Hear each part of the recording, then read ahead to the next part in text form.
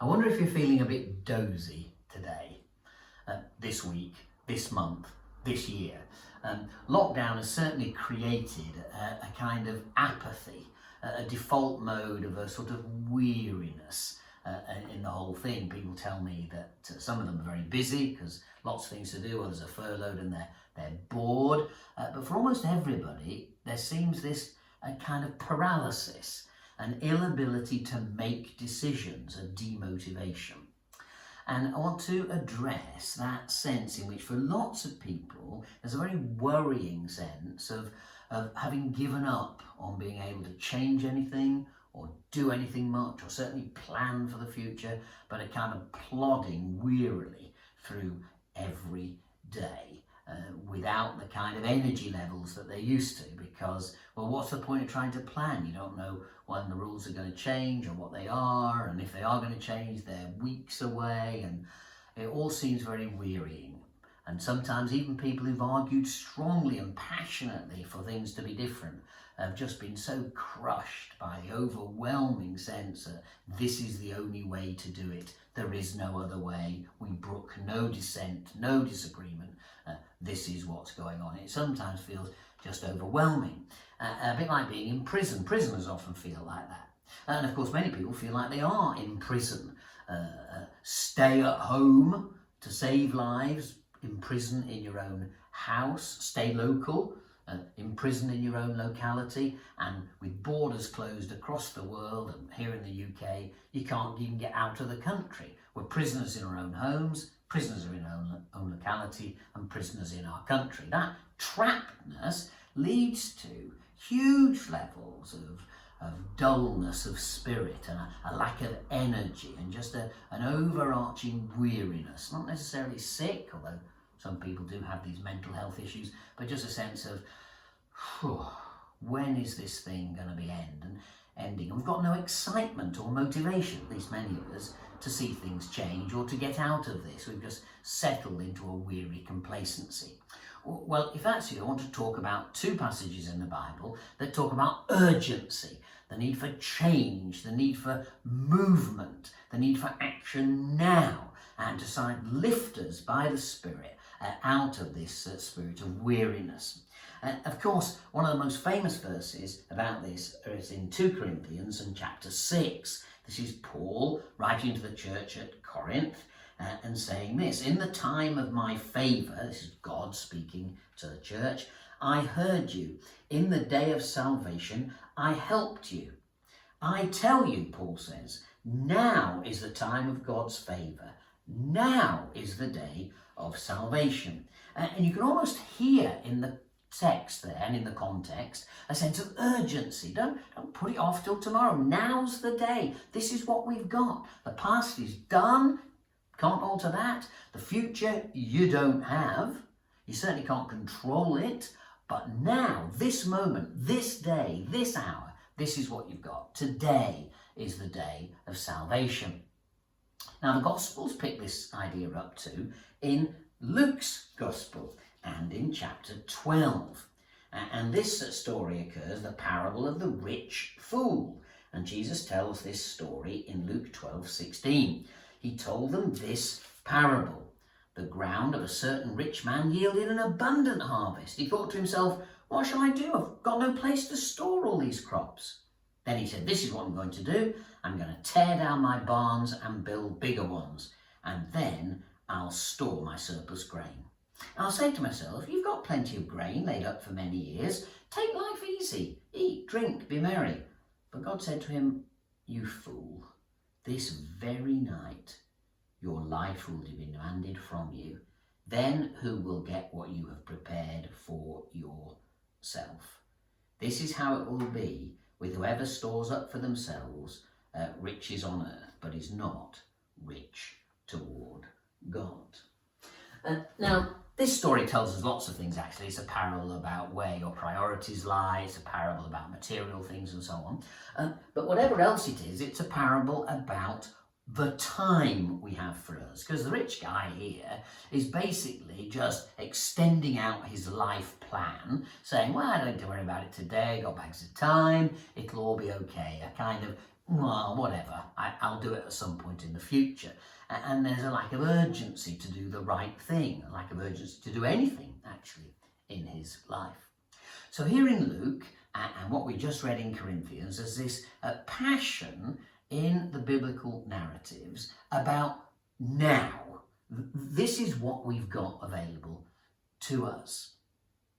Now we're in a situation of great constriction, and this frustration of being bound tightly has led, as I just said a few moments ago, into feeling powerless, paralysed. We can't do anything, we can't do the things we want to do. We can't apparently travel to see our children and grandchildren, or go overseas to see family, or on a holiday. We're trapped, and it leads to feelings of, yes, of course, powerlessness, but of demotivation. This week, the chief executive of Ofsted, the organisation that inspects our schools, says that now, because of lockdown, we've got a generation of demotivated children. Why should they go to school? They're going to their lessons. They've got used to being at home. They've lost a year of socialisation, never mind a year of education, a year of a capacity to be with friends and others. For young children, that's going to take years to overcome. And so this demotivation is not just present with children, it's present with many adults as well. I meet people all the time. In fact, of course, I'm in touch with them because of the work that I do, encouraging them to this initiative or that. Let's film these video training resources. Let's do this conference. Let's bring about the kingdom of God in these ways, the ways that we can. And in many conversations, it feels like pushing water uphill. Because everybody says, yes, well, we will when we open up, when things are easier, when perhaps we're in the next phase, and so on. So far too many people are living life put off to the future. I'll do it then. I'll do it one day. And what I want to urge us this week is to think about now, doing it now. Because, you see, there is an urgency about the gospel. Clearly, people need to know the Lord today. We don't know what will happen tomorrow. So the gospel imperative of the good news is crucial to be presented today. I have to wait till the end of lockdown in order to be good news people. No. We don't have to wait till then. We have to do it now in our phone calls and in our writing and in our meeting where we can to share this good news. We don't have tomorrow to make our plans. It's today. Of course, we should plan for tomorrow where we can, but this is the moment to act. Every day that lockdown continues, every single day here in the UK that we don't open up, costs the economy £200 million. And in case you just brush that off as too big a figure to cope with, remember, and chambers of commerce are saying this all over the country, if only we'll listen, businesses, small businesses, local businesses in your high street, your village and town and mine are clinging on to survival by their fingertips. And any negative news now of any kind, any delay, means some of those businesses will never reopen. And that's just not a shop frontage closed. That's a man and a woman unable to provide for their family. It's having no dignity of reasonable work. It's seeing a lifetime of investment gone. Every day that passes, that will be the result. That's why we need to act now. Every day that passes, there'll be undiagnosed cancers, which will ultimately result in death because they'll be too far gone to be treated. Every day that goes by, a heart attack will go undiagnosed and death or permanent damage will result. Every day that passes, that young woman alone, a single mum raising children in a high-rise flat in a major city, will be one step nearer mental disintegration or violently abusing her children in a distressed state of being overwhelmed by this thing going on and on. So there's no good saying, well, let's just wait, we've got the roadmap, it'll all be all right, maybe those dates will work. I'm afraid that option isn't open to us as Christians, because the pain of every single day this goes on needs to be resisted, and we need to work hard to engage help for those who struggle every single day. Talking of local businesses, the new painting you can see in the picture was something that we set out to get from a local artist. We commissioned it and she painted this beautiful painting and we love it. It is in my new study and the great thing we love about it is that it enlivens the room. Without it, the room looks a bit flat, dull, tame. You come in and it's not very exciting, but with the painting the colours leap off the wall and it brings energy and life to the room. It lifts the whole room. Of course, we're pleased to be supporting a local artist. Please go out and support local businesses wherever you can, because that may be the difference between them hanging on by their fingertips and falling off. And the need to do that is now, today, on this day, this week, even in these moments. So the challenge of these scriptures is that the power of the gospel is needed this minute.